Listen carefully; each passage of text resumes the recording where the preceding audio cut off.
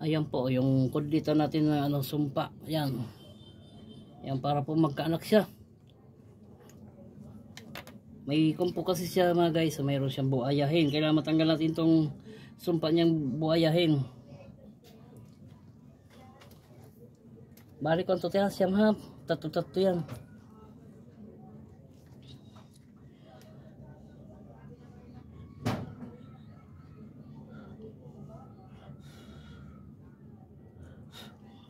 Tisin mo lang ha, saglit lang naman to.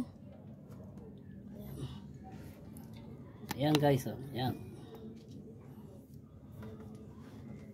Tisin mo lang. Para ka rin ito nabigo. Ayan. Manipis pa naman kamay mo. Sige lang, hayaan mo lang.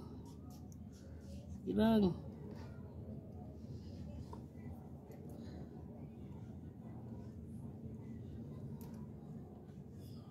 Kaya ba? Kaya. Ay. Kaya naman pala.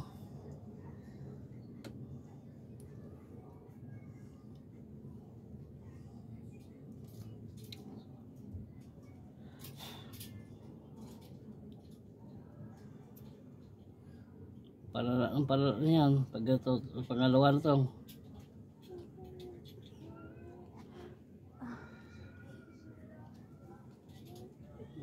Lang. Ito ang pangatlong pinakamatindi na. Hayaan mo lang. Tisin mo lang. Para magkaanak ka.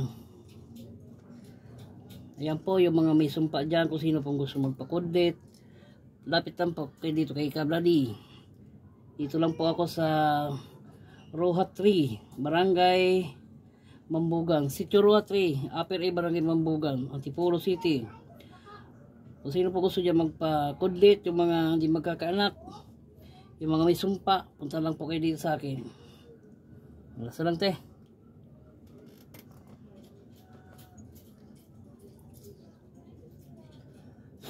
Ito po, lasa lang to. Kaya po ginaganyan natin to para makuha natin ang sumpa, matanggal natin, mapigil. Iyon. Tapos.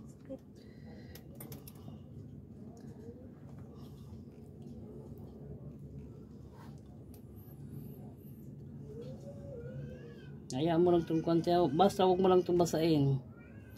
Kasi pag binasa mo ito, kukanto, mapasma to.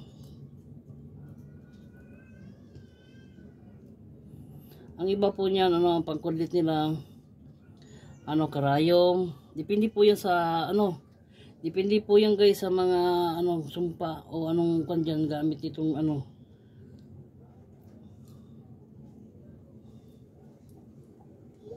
lagyan natin ng langis pantanggal ng mga sumpa.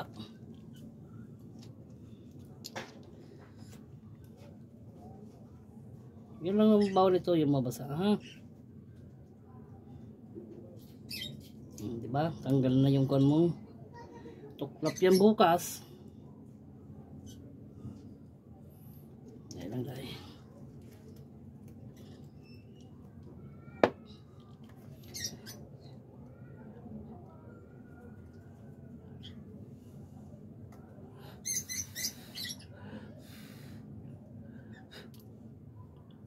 Yan.